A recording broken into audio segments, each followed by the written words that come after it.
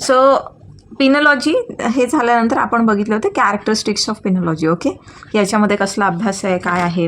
Then we were looking at the crime control mechanism of which we have seen police आणि अजून काय बघितलं आपण?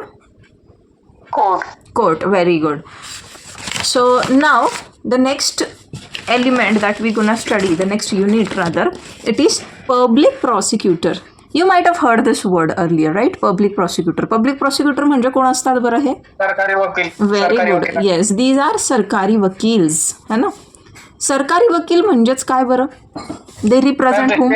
They are working on behalf of state. yes, so these people they are working on behalf of the state, है ना. मग आता हे कोणाचे केसेस घेता? सरकारी वकील कोणाच्या केसेस घेतो? मर्डर. मर्डर. ओके, तिथं प्रायव्हेट वकील सुद्धा घेतो ना? नाही पण मॅम स्टेटची जबाबदारी असते ना की कोणी मेलं तर मग ते कोणी मेलं तर हां स्टेटची जबाबदारी असते ना आपल्याला प्रोटेक्टिव्ह एन्व्हायरमेंट प्रोव्हाइड करणं. एक्झॅक्टली. तिथं ते कुठेतरी कमी पडतं म्हणून ते पब्लिक प्रॉसिक्यूट देतात ज्याचा मर्डर झालाय. Yes, now you are there, now you are right. आता सरकारी वकील जो आहे, बऱ्याचदा असं वाटतं नवीन लॉ स्टुडंट्सला की सरकारी वकील कोणाला असतो की सरकारच्या विरुद्ध काही केस असेल किंवा सरकारने कोणावर केस टाकलेली असेल तर. It is not like that. ना we have studied IPC, right. आपण IPC स्टडी केला आहे. IPCमध्ये आपण जे काही ऑफेन्सेस बघितले जे खूप ग्रेव्ह नेचरचे आहेत, तर जेव्हा हा ऑफेन्स होतो, ठीक आहे, आता हा X पर्सन आहे आणि here is the Y person. Now X person याने शूट केलं Yला आणि तिथे Yची झाली आहे डेथ, ठीक आहे. Now there is family of this Y person. Okay, UV. Now हे कोण आहे मग? आता हे झाले विक्टिम.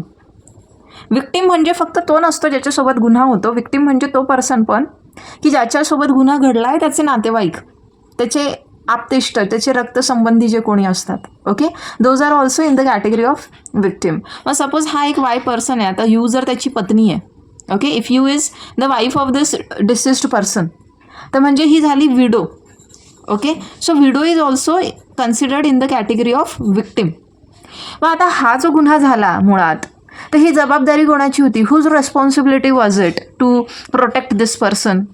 स्टेटमध्ये. येस, स्टेट म्हणजे आपला स्टेटची लायबिलिटी असते, रेस्पॉन्सिबिलिटी असते. कसली? लॉ अँड ऑर्डर मेंटेन करणं. लॉ अँड ऑर्डर मेंटेन करणं ही कोणाची जबाबदारी आहे? स्टेटची जबाबदारी आहे. मग त्यामुळे जेव्हा एखादा गुन्हा ॲक्च्युअलमध्ये याच्यासोबत घडला आहे, पण तो याच्यासोबत न घडता तो अख्ख्या समाजासोबत तो गुन्हा घडला आहे असं त्या ठिकाणी कन्सिडर केलं जातं. आणि म्हणून म्हणजे तो गुन्हा जो आहे स्टेटच्या अगेन्स्ट झाला, कारण स्टेटची रिस्पॉन्सिबिलिटी, स्टेटची ड्युटी आहे लॉ अँड ऑर्डर, हे खातं स्टेटकडे आहे. मग त्याच्या विरुद्ध काहीतरी झालेलं आहे तर state is gonna represent that matter. मग स्टेट याच्याकरता काय करतो? पब्लिक प्रॉसिक्युटर जो आहे तो त्या व्हिक्टिमला देत असतो. म्हणजे तुमची इच्छा असून सुद्धा तुम्ही प्रायव्हेट वकील नाही लावू शकत त्या केससाठी. आता recently one client came to me, it was abetment to suicide का case, and they wanted me to represent their case, but because the matter falls where public prosecutor तिथे येतो, म्हणजे स्टेटची रेस्पॉन्सिबिलिटी असते. मग अशा केसमध्ये पब्लिक प्रॉसिक्युटर तिथे मॅटर जे आहे म्हणजे त्या विक्टिमला म्हणजे स्टेटला ॲक्च्युली रिप्रेझेंट करत असतो. नाव हा पब्लिक प्रॉसिक्युटर जो आहे हा कसा असला पाहिजे बरं? He must be impartial, fair and truthful. बरोबर आहे. These are basic qualities that are required. बरोबर आहे की नाही? तो जर असा करप्ट असेल, तो पार्शियल असेल, तर त्या ठिकाणी त्या जो उद्दिष्ट आहे स्टेटने ज्या कामासाठी त्याला रिक्रूट केलं आहे तो उद्दिष्ट फुलफिल होईल की फेल होईल? फेल होईल. Yes, and that's why this person has to be impartial, fair and truthful. तू ही पण परीक्षा देऊ शकतो बरं का. म्हणजे तुम्हाला सांगते मी, जे सगळ्यांनाच एजचा जर काही कोणाचं हे नसेल तर इकडे तुम्ही पब्लिक प्रॉसिक्युटरची पण परीक्षा असते, ती पण देऊ शकतात तुम्ही, पण त्याला 10 वर्षांचा एक्सपिरियन्स लागतो, पुढे जाऊन देऊ शकतात. ठीक आहे. Now because the prosecutor, now not only as a public executive but also because the prosecutor belongs to the honorable profession of law, the ethics of which demand these qualities. म्हणजे काय, फक्त तो पब्लिक प्रॉसिक्युटर आहे म्हणून त्याच्यामध्ये हे गुण असले पाहिजे असं नाही आहे, बट बिकॉज तो एका अशा प्रोफेशनमध्ये आहे, ते प्रोफेशन कसं आहे, खूप ऑनरेबल आहे, खूप नोबल प्रोफेशन आहे, है ना. वकिलाला काय म्हटलं जातं माहिती आहे ना, doctors of the society. Yes ma'am. Yes, lawyer is non as the doctor of the society. म्हणजे समाजाला जेव्हा कीड लागते, आपण म्हणतो आजार होतो, तेव्हा ते दूर करण्याचं काम जे आहे वकील करत असतात. क्राईम काय, क्राईम हा रोग आहे ना. Yes ma'am. Now public prosecutor याचे 3 महत्त्वाची कामं असतात. Which are this 3 important task. Number 1, to investigate the crime. ठीक आहे, इन्व्हेस्टिगेट करणं त्यात. To decide whether or not to instigate legal proceedings. Legal proceedings जे आहे ते इन्स्टिगेट करायच्या की नाही, आणि कोर्टामध्ये अपियर होणं. सो दिस पी म्हटलं जातं याला, पब्लिक प्रॉसिक्युटरला. तर पी काय करतो, he investigates crime together with the police. पोलिसांच्या सोबत मिळून तो क्राईमचं इन्व्हेस्टिगेशन करत असतो. Now he or she shall have contact with the person suspected of the crime, the victim and witnesses, and have close contact with the police. मग ह्यांचे contact कोणासोबत असू शकता, जो सस्पेक्टेड आहे, जो विक्टीम आहे, जे विटनेसेस आहे. सस्पेक्टेड म्हणजे काय, संशयित. आणि जे त्यांचे पोलिसांसोबत सुद्धा काय असतात, जवळचे संबंध असतात. Because they are working together ना इन द इन्व्हेस्टिगेशन मला थिंक. मग आता यांचे जरी असे बघा, आता सस्पेक्टेड पर्सनच्या पण तो काय आहे, कम्युनिकेशनमध्ये म्हणजे कॉन्टॅक्टमध्ये असू शकतो. पण याचा अर्थ असा नाही की जर त्याला समजलं आहे की this suspected person is actually culprit, मग त्याने त्या ठिकाणी सेटलमेंट न करता, कॉम्प्रोमाइज न करता, म्हणजे देऊन घेऊन आपण म्हणतो ना जे मॅटर होतात, असं न करता त्याने मॅटर पुढे चालवलं पाहिजे अशी अपेक्षा असते. पण असं होत नाही बरं का नेहमीच. Now once the preliminary investigations have been completed, public prosecutor काय करतो, ही जजेस whether there is sufficient evidence to bring the case to the court. म्हणजे जेव्हा एक प्रायमरी लेवलवर जेव्हा इन्व्हेस्टिगेशन कंप्लीट होतं, तेव्हा हा बघतो की आपल्याकडे इनफ असे पुरावे आहेत का, इनफ असे ग्राउंड्स आहेत का, की ज्या बेसिसवर आपण समोरच्याच्या विरुद्ध जो खटला आहे तो चालवू शकतो. ठीक आहे. Now if it is a minor crime and the suspect admits his or her guilt, the prosecutor imposes a fine. जेव्हा एखादा मायनर क्राईम असतो, खूप किरकोळ स्वरूपाचा ज्याला आपण म्हणतो, ठीक आहे, मग त्यावेळेला काय आहे, आणि जेव्हा तो सस्पेक्ट जो आहे तो त्याचा क्राईम मानतो पण, okay, he admits its guilt, की ओके असं काही केलं आहे, त्यावेळेला प्रॉसिक्युटर व्हॉट ही डज, त्याच्यावर फाईन जे आहे ते इम्पोज करतो. This is referred to as an order of summary punishment and no trial will be held. अशा वेळेला ट्रायल न होता ऑर्डर समरी वेमध्ये. आता तुम्ही हे सगळं 3rd इयरला शिकणार ॲक्च्युली, आता फक्त एवढंच समजून घ्या की यांचा जॉब काय काय आहे, व्हॉट ही डज. मग आता इथे what is the task of P it is to prove that the suspect has committed the crime. बरोबर आहे ना. सरकारी वकीलचं काय काम असणार आहे, हे प्रूव्ह करणं, जो आरोपी आहे त्या आरोपीने क्राईम केलेला आहे हे प्रूव्ह करणं त्याचा जॉब आहे. ना सेक्शन 24 जो आहे CRPCचा, त्याच्यामध्ये आपल्याला पीच्या अपॉइंटमेंट संदर्भाचं प्रोव्हिजन सापडतं. कुठे, in high courts and the district by the central government or state government. ठीक आहे, सेंट्रल किंवा स्टेट गव्हर्नमेंट म्हणजे आहे यांचं रिक्रुटमेंट जे आहे ते करत असतं. Now jail administration. Next is what, jail administration. आता जेल ॲडमिनिस्ट्रेशनमध्ये काय बघणार आहे आपण, बेसिकली सगळे प्रिझन सिस्टम्स. ठीक आहे. आता हे जे प्रिझन आहे आपलं, जे प्रिझन्स असतात याचे 4 मेन पर्पजेस सांगितले. काय आहेत हे 4 main purpose, that is retribution, incapacitation, deterrence and rehabilitation. ठीक आहे. आता रेट्रिब्युशन म्हणजे काय, it means punishment for crimes against society. Retribute करणं म्हणजे काय, पनिश करणं. ठीक आहे. जेलचा प्रमुख उद्दिष्ट काय बरं, सगळ्यात पहिला उद्दिष्ट काय जेलचा, की ज्याने चुकीचं केलं त्याला पनिश करणं. बरोबर की नाही. Yes ma'am. एक मिनिट. ओके.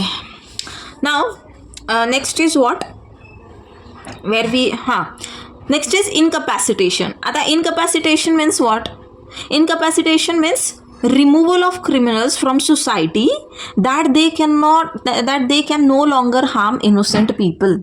म्हणजे हे जे क्रिमिनल्स असतात ना, त्यांचे कुठे ना कुठे जे फ्रीडम्स आहेत ते डिप्राईव्ह करणं, आणि त्यांना जी मेन सोसायटी आहे ह्या सोसायटीमधून काय करणं, बाहेर काढून कुठेतरी अशा एखाद्या ठिकाणी ठेवणं की जिथे ते मेन सोसायटीमधल्या इनोसेंट लोकांना आणखीन हार्म करू शकणार नाही. बरोबर. त्यांना प्रिझनमध्ये ठेवून काय केलं जातं, सोसायटीमधून वेगळं करण्यात येतं की नाही. Yes, ma'am. Now, next is deterrence. Now, deterrence means what? It means the prevention of future crime. आपण त्यांना डिटर करत असतो. कशापासून? की भविष्यात त्यांनी क्राईम नाही करावं. मग आता जेव्हा एखाद्या व्यक्तीला जेलमध्ये टाकलं जातं तर तो पुढे भविष्यात आणखीन क्राईम करेल का, करू शकेल का? डिटर केलं ना त्याला. So deterrence means what? It means prevention of future crime. Now it is hoped that prisons provide warnings to people thinking about committing crimes, and the possibility of going to prison will discourage people from breaking the law. Also आता बघा, म्हणजे जो व्यक्ती त्या ठिकाणी जेलमध्ये गेला आहे तो तर भविष्यात क्राईम कमिट नाही करणार, त्याला भीतीच वाटेल की नाही आपण नाही करायला पाहिजे पुढे. बट जे मेन स्ट्रीम सोसायटीमधले लोक आहे त्यांना पण भीती वाटत असते ना, की अरे आपण काहीतरी असं केलं चुकीचं तर आपल्याला इथे पाठवलं जाईल, त्यामुळे आपण असं काही करायला नको. म्हणजे deterrence is here on 2 layers, okay, 2 levels we can say. One here the actual prisoner and the other is with the society, की त्यांना बघून म्हणजे भीती येते की एकाला जेलमध्ये पाठवलं तर दुसरं, ते आपण म्हणतो ना पुढच्याला ठेच लागले की मागचा ऑटोमॅटिक शहाणा होतो. Yes ma'am. हां, बस तसंच आहे की आपल्याला माहीत असतं की if we commit so and so crime we shall end up with such kind of punishments, म्हणजे आपल्याला इथे जे आहे टाकण्यात येईल आणि त्यामुळे लोक डिटर होतात. And last is rehabilitation. नव रिहॅबिलिटेशन मीन्स वॉट? की हे जे क्रिमिनल्स आहे त्यांना लॉ अबायडिंग सिटिझन्समध्ये कन्व्हर्ट करणं, त्यांना चेंज करणं, रिहॅबिलिटेट करणं. रिहॅबिलिटेशनचा ॲक्च्युअलमध्ये अर्थ काय होतो बरं? What is the real meaning of rehabilitation? It is पुनर्वसन. येस. आता पुनर्वसन म्हणजे कशा पद्धतीने? की त्यांच्या ज्या व्हॉट वी से की जी गुन्हेगारी प्रवृत्ती असते, म्हणजे जी क्रिमिनल टेंडन्सी असते, ओके, ती रिमूव्ह करणं आणि त्यांना एक चांगलं लॉ अबायडिंग सिटिझन बनवणं, म्हणजे कायद्याचं पालन करणारे असे चांगले नागरिक त्यांना बनवणं, त्यांच्यातला गुन्हेगार काढून टाकणं, बेसिकली जी गुन्हेगारी वृत्ती आहे तिला संपवणं. सो इथे मग याच्यामध्ये कुठकुठल्या गोष्टी येतात? It includes providing educational courses in prison. There are many courses which goes on in prisons. Then teaching job skills, offering counselling with psychologist और सोशल वर्कर्स, यांच्यासोबत काउन्सिलिंग वगैरे होतात. Now, the 4 major purposes of prisons have not been stressed equally through the years. आता हे काय म्हटलं गेलं इथे की हे जे 4 पर्पजेस आहे ना याच्यावर इक्वली स्ट्रेस नाही केलेलं आहे, म्हणजे वर्षानुवर्ष अजून पाहिजे तसा चेंज नाही झाला असं यांचं म्हणणं आहे. Anyways we don't have to do anything with that. Now but jail administrations of most of the countries faces following challenges. आता जेल ॲडमिनिस्ट्रेशनचा जरी हा उद्दिष्ट आहे, काय 4 पॉईंट्स आहेत त्याचे? What are the 4 objects? Retribution, incapacitation, deterrence आणि rehabilitation. Very good. Okay, so there are, म्हणजे तुम्ही कसं लक्षात ठेवू शकता? तुम्ही रीड असं लक्षात ठेवा, ठीक आहे. There are actually 2 R's over here, rehabilitation, retribution, incapacitation and deterrence, ठीक आहे. So if you remember read you will be able to recall this answer की what are the problems here. तो एक मला वाटतं आहे एक क्वेश्चन तुम्हाला मे बी पुढच्या मॉड्यूलला वगैरे असेल. Now what are the problems of prison system? So there is की लाईक जे इनमेट्सचं पॉप्युलेशन आहे, इनमेट्स म्हणजे कैदी बरं का, इनमेट्स म्हणजे काय कैदी. सो हे कसं आहे, खूप जास्त आहे आणि त्या प्रमाणात जो इन्फ्रास्ट्रक्चर आहे तो इन्फ्रास्ट्रक्चर, मॅनपॉवर, हेल्थ फॅसिलिटीज हे सगळं अपुरेसं आहे. It is not sufficient. And due to this, many a times there occurs a spread of communicable diseases. तर कम्युनिकेबल डिसीजेस समजता ना तुम्हाला? संसर्गजन्य आजार आपण त्यांना म्हणतो. Yes, contagious. सो तुम्ही आता बघा, कोविडमध्ये बरेचशा अंडर ट्रायल प्रिझनरला सोडून देण्यात आलं होतं, माहिती आहे का तुम्हाला? कोविड पिरियडमध्ये. हां, आणि जे नवीन अरेस्ट होत होते त्या नवीन अरेस्टला जेलमध्ये नव्हते टाकत actually. There was another building which was taken on hire and there these people were kept. आणि मोस्ट ऑफ द टाईम तर अरेस्टच करत नव्हते जर मॅटर जास्त गंभीर नसेल तर. And if you have heard about this thing, कधीची गोष्ट आहे नेमकी आणि कुठली आहे ते मला नाही आठवत आहे, बट यस अशी एक घटना, म्हणजे अशा न्यूज आल्या आहेत की कुठल्या तरी ना जेलमध्ये, सेंट्रल जेलच आहे गेस कुठलं तरी, तिथे रुग्णांमध्ये HIV जे आहे तो आढळला आहे. येस मॅम, येस, मी है ना ऐकलंय. है ना. तर कुठलं नेमकं ते नाही मला आठवत आहे खरं तर. But there were so many inmates and they were found HIV positive. आणि हा खूप म्हणजे एक विचार करण्यासारखी गोष्ट होती ही. And with males with males males आणि फिमेल्सचे वेगवेगळे तिथे हे असतात prisons. So they are not म्हणजे जवळजवळ असतात असं काही नाही. तो this was something really serious which occurred. तो हे सगळे रिझन्स आहे की तिथे पॉप्युलेशन जास्त आहे, फॅसिलिटीज कमी आहेत, इन्फ्रास्ट्रक्चर अपुरा आहे, मॅन पॉवर कमी आहे, हेल्थ इम्प्लिकेशन प्रॉपर होत नाही, त्यामुळे डिसीजेस जे आहे ते स्प्रेड होतात. Now what are the reasons for this? की बिकॉज ऑल्सो की जे आपण बजेट असतं ना आपलं, त्या ॲन्युअल बजेटमध्ये यांना ना व्यवस्थित म्हणजे एक पुरेसं असं ॲलोकेशन होतच नाही. This people or this section is always been neglected. यांना हव्या त्या प्रमाणामध्ये सोयी सुविधा ज्या आहे ह्या पुरवल्या जात नाही. 44 इनमेट्सला मिळून एक टॉयलेट असतं. You just imagine the pathetic situation. 44 people and 1 toilet. And this is the reality, okay? इथे घरात 4 माणसं असले तरी एक टॉयलेट असं वाटतं की it is not sufficient and we must have 1 more. But there are Yes, ma'am. 44 Correct, people. ma'am. Yes. तो असे भयंकर हाल असतात. Then poor and inadequate infrastructures. The infrastructure is very poor in the sense it is not in good condition. It is inadequate. एका रूममध्ये 44 inmates ठेवतात. 1 single room. 44 people in a single room. Poor sanitation due to overcrowding, and that is so obvious, na? If you are having so many people in such a small room and with only 1 toilet which is there inside the room only, do you think so there would be any kind of proper sanitation or good hygienic conditions? And imagine what might be happening during rainy seasons.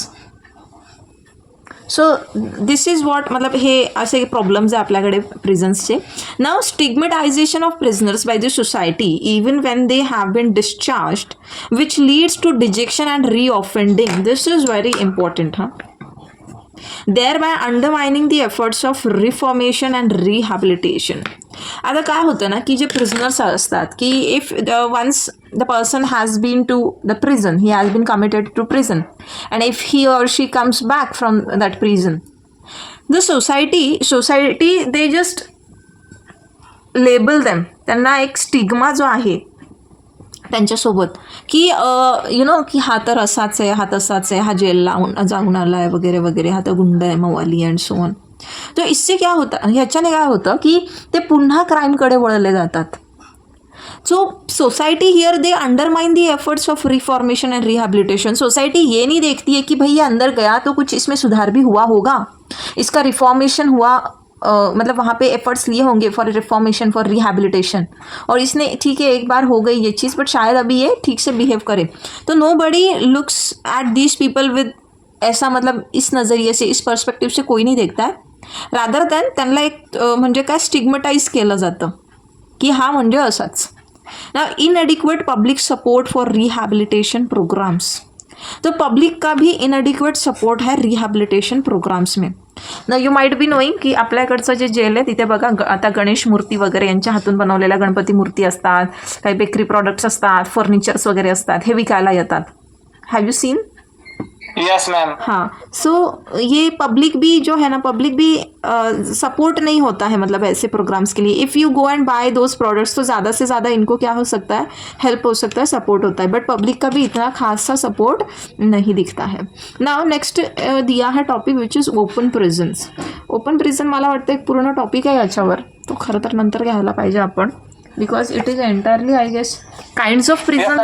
Module direct. हाँ, yes. तो हम ये ना ये तब देखेंगे क्योंकि इतना सा पढ़ के कोई फ़ायदा नहीं है. It won't be actually fruitful, it will be rather a waste of time. तो ये हम बाद में देखेंगे. And now we will turn towards module number 2. ठीक है.